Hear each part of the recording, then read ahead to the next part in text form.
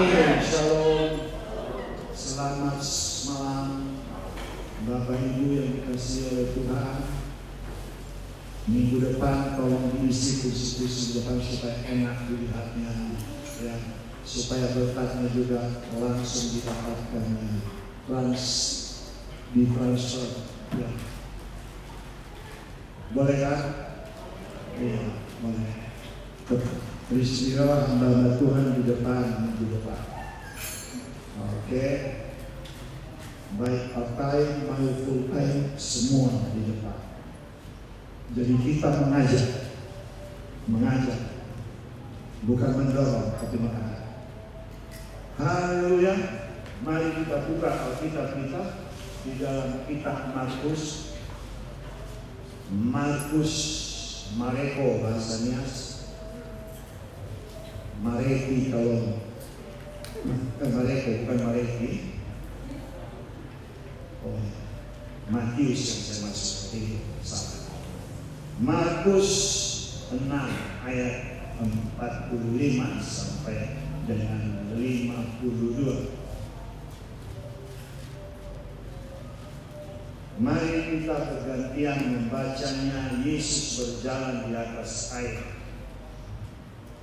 Sesudah itu Yesus segera memerintahkan murid-muridnya naik ke perahu dan berangkat lebih dahulu ke seberang, ke Betsaida. Sementara itu Dia menyuruh orang banyak pulang.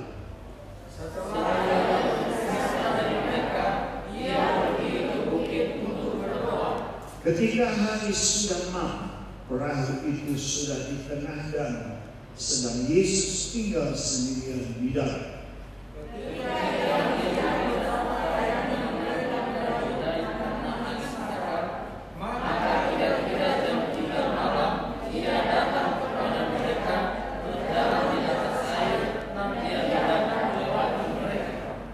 Ketika mereka melihat Dia berjalan di atas air, mereka mengira bahwa Ia adalah hantu, lalu mereka berteriak-teriak. Sebab mereka semua melihat Dia dan mereka pun sangat terkejut. Tetapi segera Ia berkata kepada mereka, "Kenapa kamu ini? Jangan takut." Lalu Dia naik ke perahu mendapatkan mereka, dan angin pun redahlah. Mereka sangat tercengang dan bingung bersama-sama. Sebab sesudah peristiwa roti itu, mereka pun juga mengerti, dan hati mereka tetap dingin. Bapak Ibu yang dikasihi oleh Tuhan, sebelum Yesus berjalan di atas air di Danau Galilea, terlebih dahulu Yesus membuat satu mukjizat yang luar biasa tentang Yesus memberi makan 5.000 orang laki-laki dengan hanya 5 roti dan 2 ikan. 5 roti dan 2 ikan, Tuhan memberkati. Ia makan 5.000 orang, yang sisa 12 sapu, 5 roti dan 2 ikan, Tuhan memberkati. Pada kita diberkati. Jadi Tuhan Yesus memberkati 5.000 orang laki-laki, belum termasuk anak-anak dan wanita pada waktu itu. Setelah Yesus melayani dan Tuhan Yesus memikirkan orang-orang yang datang kepadanya, karena di mana ada Yesus di situ banyak orang bergerombol, berkumpul untuk mendengarkan firman Tuhan, untuk mendengarkan Injil, untuk meminta kesembuhan dan untuk meminta kelepasan dari kuasa kegelapan. Dan setelah Yesus melayani mereka, bukan hanya pelayanan rohani saja, tapi Dia kasih juga kebutuhan jasmani, yaitu makanan. Dan terjadilah mujizat luar biasa, yaitu hanya dengan 5 roti dan 2 ikan. Dan Tuhan mengangkat tangannya dan memberkati, mengucapkan syukur kepada Tuhan atas 5 roti dan 2 ikan itu, lalu dibagi-bagikan. Mereka semua kenyang. Bahkan dikatakan di situ dikumpulkan sisanya 12 batu. Luar biasa. Setelah Yesus melakukan mukjizat itu, maka Yesus memerintahkan murid-muridnya untuk pergi ke seberang danau Galilea, yaitu Betsaida. Nanti mengapa Dia pergi ke Betsaida kita akan bicara. Tetapi ketika Yesus berpisah dengan murid-muridnya naik kapal, dan Yesus naik ke atas bukit untuk berdoa. Tuhan Yesus setelah melayani berdoa, sebelum melayani berdoa, dan itulah yang dilakukan oleh Tuhan kita Yesus. Karena masih ada pelayanan Tuhan kita Yesus yang belum selesai. Pelayanan kita tidak hanya hari ini, tidak hanya malam ini, besok pun pelayanan, lusa pelayanan terus menerus. Jadi hidup kekristenan bukan santai-santai, tapi setiap hari kita mengadakan peperangan rohani, tidak putus-putusnya di dalam kehidupan ini. 2 hari yang lalu kami ke Rantau Prata, kami melayani. Kami baru pulang jam 2, tidur jam 3. Kemarin melayani lagi, baru nyampe di sini setengah 2, tidurnya jam 3 lagi. Jadi itulah kehidupan pelayanan kita. Tuhan Yesus memberi contoh. Jadi kita juga harus melayani. Jangan bosan kita melayani, karena selama kita hidup ini kita harus berperangan terus menerus. Lalu Yesus naik ke bukit dan berdoa. Dan ketika Yesus naik ke bukit dan berdoa, bukan berarti Yesus tidak memperhatikan lagi murid-muridnya yang sudah dalam pelayanan menuju Betsaida. Sementara Yesus berdoa dan Dia melihat murid-muridnya sedang menghadapi masalah, angin salju menghadang mereka, sehingga mereka susah untuk sampai ke tujuan, yaitu Betsaida. Dikatakan di situ, ketika yang melihat betapa payahnya mereka mendayung karena angin salju, maka kira-kira jam 3 malam Ia datang kepada mereka berjalan di atas air, dan Ia hendak melewati mereka. Jadi Tuhan Yesus selalu memperhatikan murid-muridnya. Walaupun secara manusia jaraknya jauh, ini di atas bukit, Yesus di atas bukit, murid-muridnya di atas kapal sedang mendayung, dihadang oleh angin salju.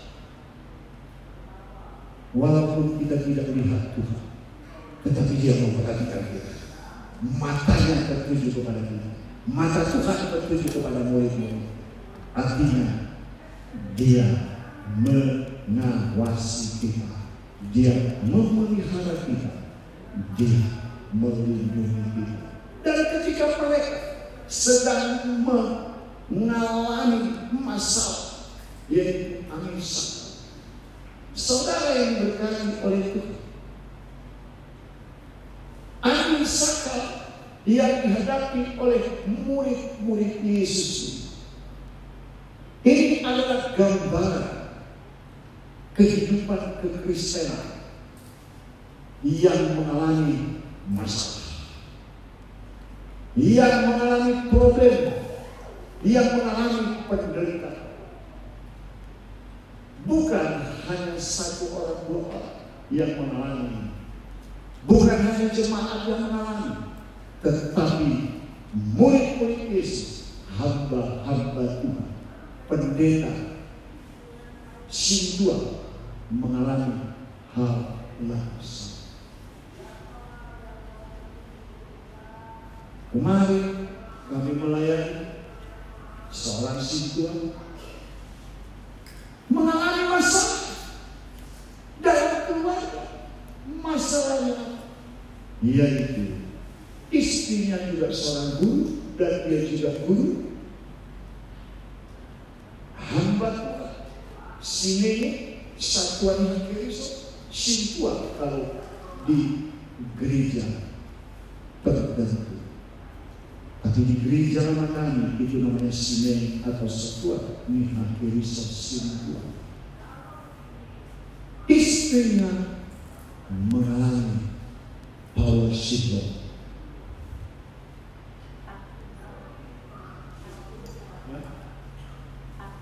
Parkinson. Itulah angin sakal yang dihadapi dalam keluarga.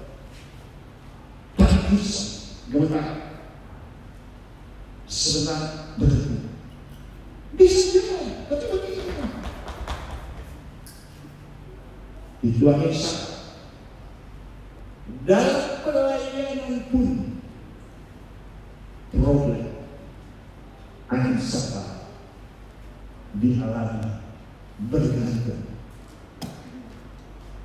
apa problem yang dihadapi. Saudara yang diberkati oleh Tuhan, angin sakal dari mana datang? Ketika murid-murid Yesus ini dihadap oleh angin sakal, maka Yesus mau menyelamatkan mereka. Datanglah Tuhan kita Yesus Kristus berjalan di atas air dan hendak melewati mereka dan berteriak, Yesus, help me, tolong aku. Ulurkanlah tanganmu. Sebelumnya mereka tidak tahu bahwa itu adalah Yesus. Mereka pikir hantu. Tapi apa kata Yesus? Tenanglah, aku ini jangan takut. Yesus tepat pada waktunya dia mau. Yesus tidak pernah terlambat. Tepat pada waktunya. Hanya engkau berteriak kepada Tuhan. Saya teringat pagi-pagi seorang waktu saya bangun, saya diingatkan bagaimana perjalanan saya 5 tahun yang lalu atau 6 tahun. Saya mengendarai mobil dari Pekanbaru menuju Dumai setelah saya antar ibu ke bandara di Pekanbaru.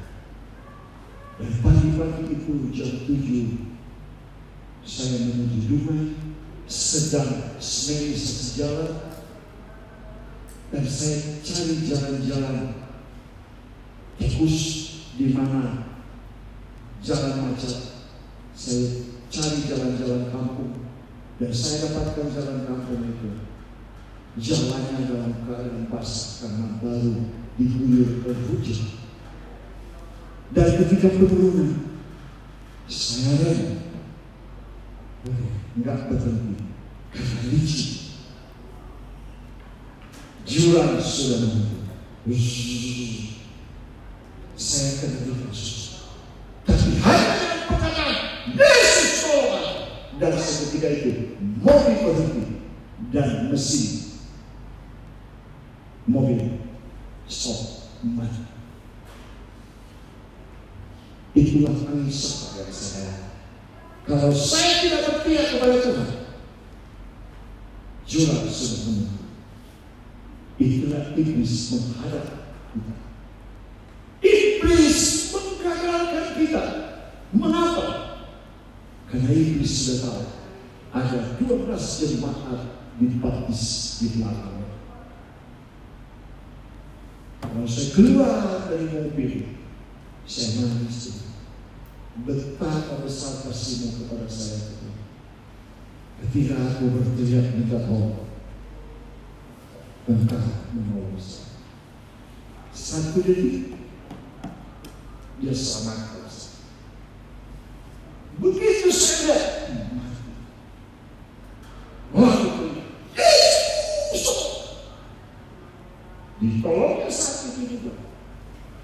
Saya hasil 90 derajat mati mesin.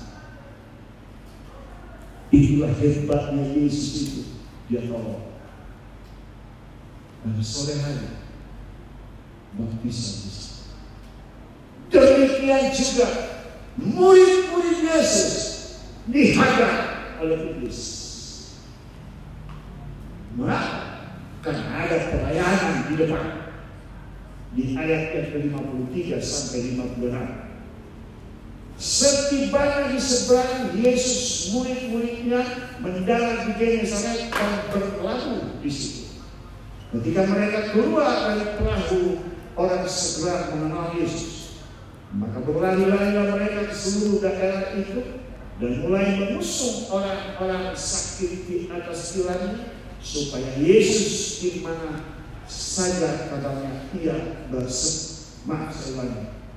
Maka berlari-larilah mereka ke seluruh daerah itu dan mulai mengusung orang-orang sakit di atas jalannya kepada Yesus di mana saja kabarnya ia berada. Kemanapun dia pergi, ke desa-desa, ke kota-kota atau ke kampung-kampung, orang meletakkan orang-orang sakit di pasar dan memohon kepadanya supaya mereka diperkenankan hanya menjamah jubah-jubahnya saja, dan semua orang yang menjamahnya menjadi sembuh. Jadi Bapak Ibu yang dikasihi oleh Tuhan kita Yesus Kristus, dikatakan tadi ada angin sakral. Sebenarnya ini angin sakral ini berasal dari mana? Yaitu iblis, dari iblis. Makanya firman Tuhan di dalam Yohanes 10 ayat 10a itu kita sudah tahu semua, yaitu pencuri hanya datang untuk mencuri, membunuh dan membinasakan. Itulah kerjaan iblis, dan Yesus yang menyatakannya. Bapak Ibu yang dikasihi oleh Tuhan, dia berusaha membunuh murid-muridnya, dia berusaha untuk membunuh saya, dia berusaha untuk menggagalkan pelayanan, dia datangkan permasalahan, dia datangkan penderitaan. Jadi soal kekristenan itu bukan hanya soal mujizat, bukan hanya soal kesembuhan, bukan soal berkat, tapi kekristenan itu berbicara juga tentang penderitaan. Apakah saudara siap untuk menghadapi penderitaan? Tetapi ketika mereka menghadapi penderitaan itu, Yesus datang. Mereka pikir hantu, tetapi ada yang mengetahui bahwa itu adalah Yesus. Lalu mereka berteriak, tolong, tolong kami. Maka disitulah Yesus berkata, tenanglah, aku ini, jangan takut. Dan Yesus naik ke atas perahu. Ketika dia katakan, aku ini tenanglah, jangan takut, pada saat itu berhentilah angin sakral.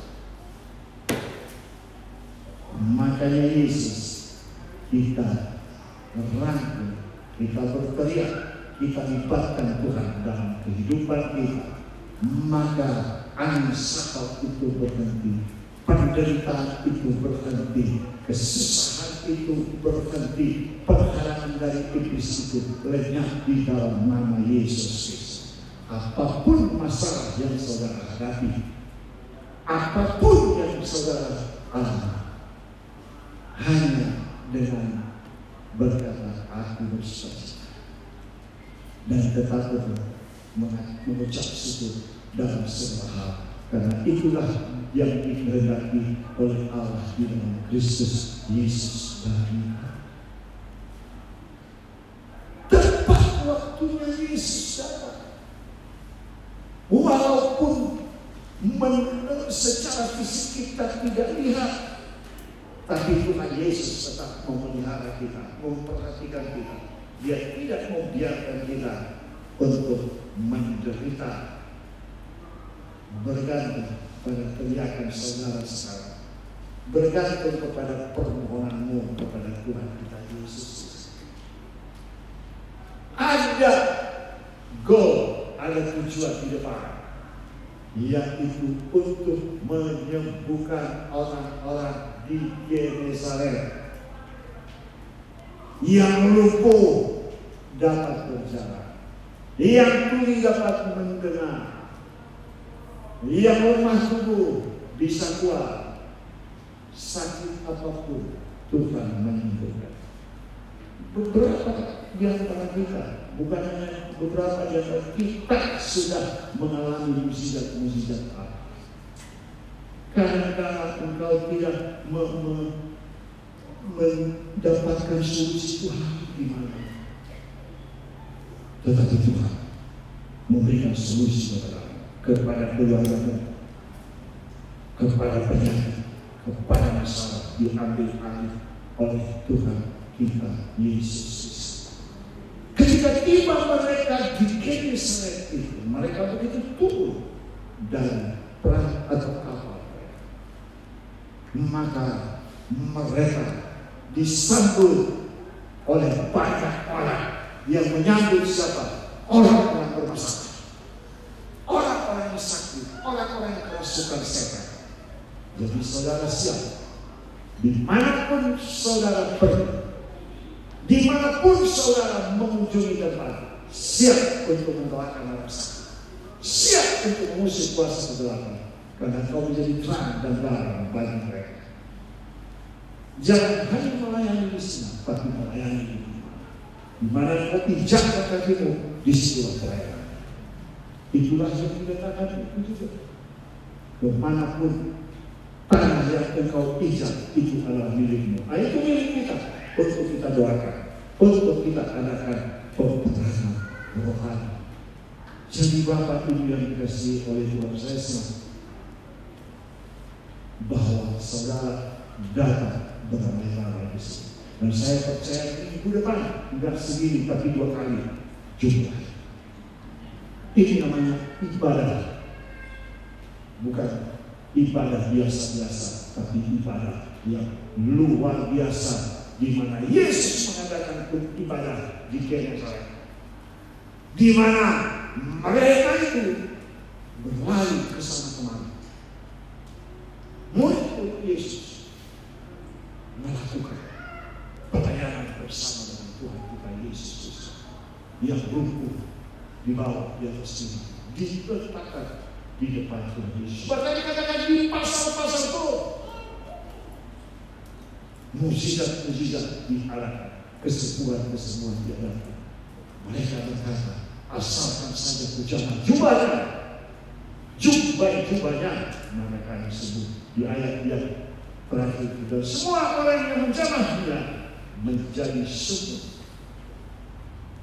Hanya menjamah jubah-jubahnya saja, dan semua orang yang menjamahnya menjadi sembuh. Bapak Ibu yang dikasihi oleh Tuhan, ini bukan hanya cerita.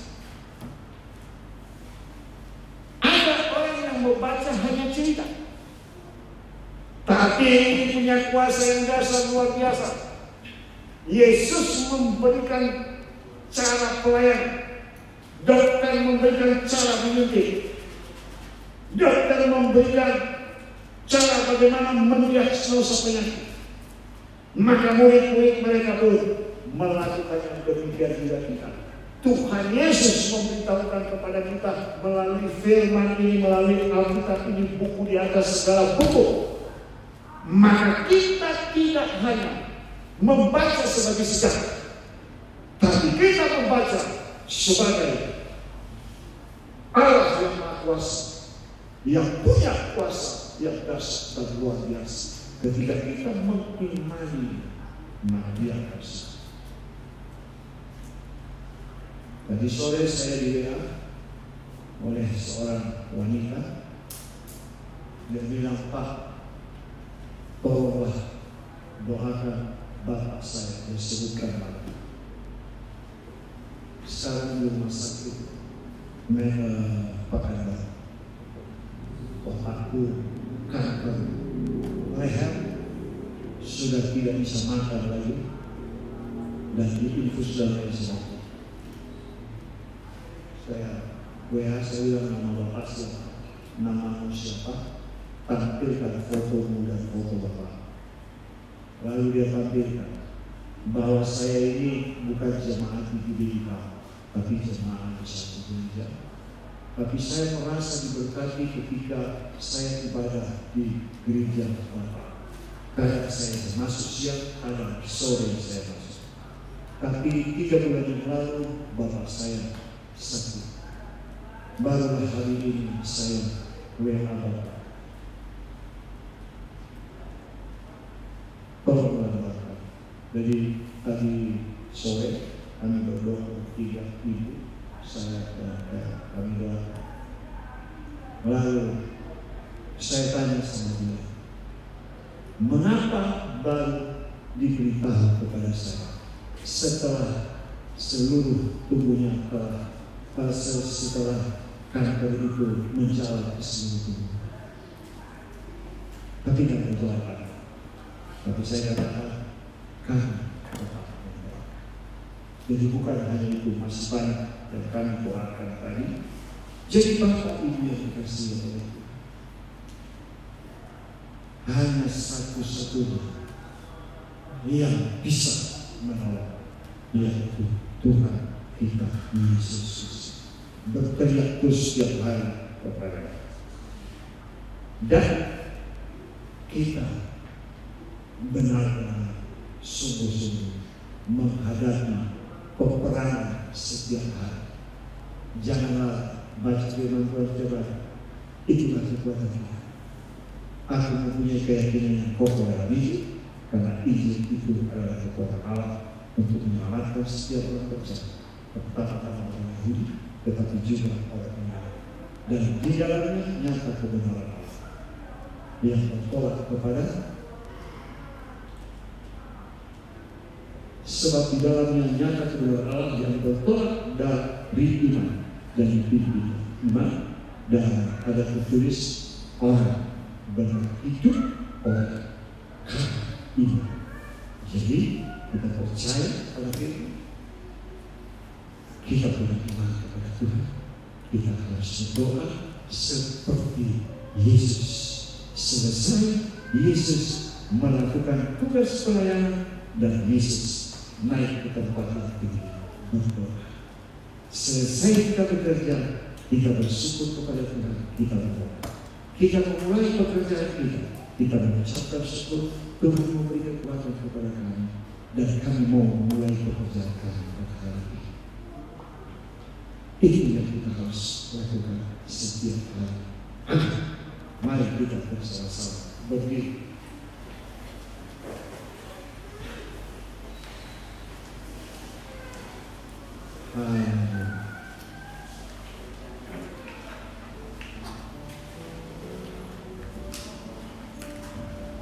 Allah Bapa Tuhan kami Yesus Kristus, kami percaya Tuhan firman Engkau luar biasa Tuhan, Engkau dahsyat. Engkau mengingatkan kami pada hari ini, pada malam hari ini, untuk kami tetap ada di dalam Tuhan. Sesuai dengan Markus 6 ayat yang ke-48. Yang kami semua baru membaca dan mendengar.